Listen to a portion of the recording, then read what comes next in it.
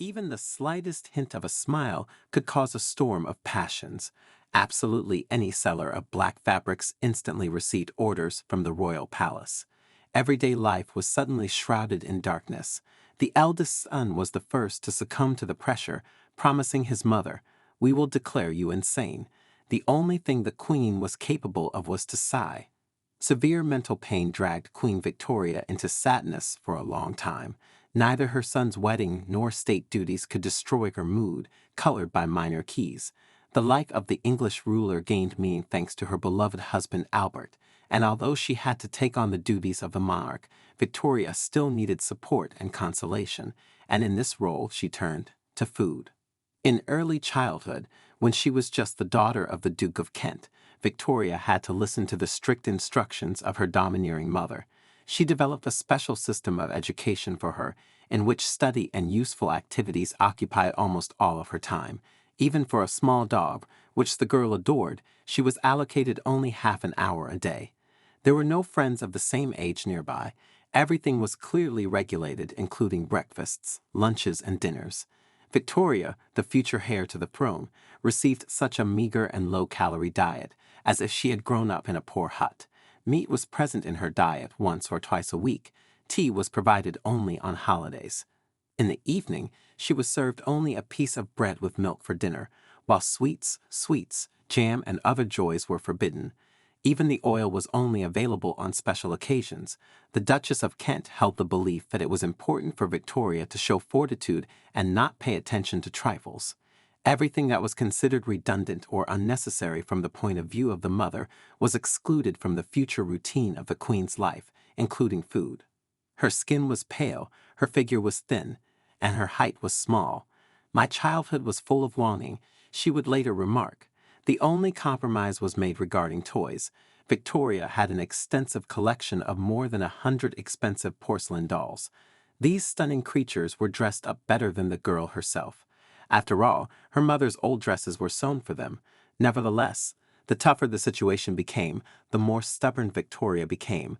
The mother hoped that her daughter would support her wishes, but she got exactly the opposite result. At one point, angry over dinner, which again consisted of some meager portions, Victoria shouted to the Duchess, "When I grow up, I'll eat whatever I want." However, the reality turned out to be somewhat different. As soon as Victoria ascended the throne, she made efforts to maintain her graceful figure. This presented certain difficulties, especially after marriage and the birth of children. However, she found motivation in the person of Albert, for whom she tried to keep in good shape. But with his departure, the queen gave herself free rein. She released her urges. Henceforth, food became her faithful companion and ally. The weight was rapidly increasing. In just half an hour, she could eat 7 or 8 dishes with an appetite without leaving even a crumb. Chops for breakfast, of course with pleasure, and always with bread and a generous piece of butter on top. Then, tea with a biscuit. Queen Victoria's usual dinner consisted of 6 courses, and then the last snack before going to bed, which necessarily included meat or pies. "We will declare you insane," said Crowned Prince Bertie, the Queen's son. His mother's appetite frightened not only him, but also many of the palace inhabitants. In the eyes of everyone, Victoria, formerly a slender woman, was turning into a living mass. Tailors constantly altered her dresses, and then had to order new ones, since Her Majesty no longer fit into the old outfits. Even a corset could not do a miracle. It was not possible to return to its former appearance. The trick was bursting at the seams. However, Victoria did not set out to actively pursue this path. She just liked to enjoy food to the fullest, and she became a real gourmet. When the Indian servant Abdul Karim introduced her to curry, the queen seemed to give her heart to this amazing seasoning. Indian cuisine has been popular since the 70s of the XIX century, both at Buckingham Palace and throughout England.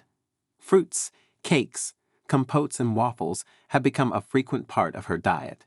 Sweets that were not available to her as a child were now provided without restrictions. It is impossible not to ask, would Victoria have become such a passionate fan of food in adulthood if she had not been restricted by meager food regimes in childhood?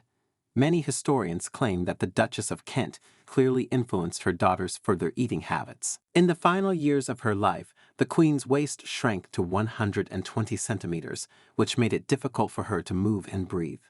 During the celebration of her Diamond Jubilee reign, she could not even leave the open carriage during the ceremony at St. Paul's Cathedral in London. She simply would not be able to climb the steps.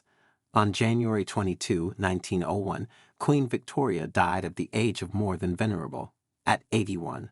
A lot of things were named after her, including dishes, several sauces, salads, and desserts with fresh berries, all that she once loved very much.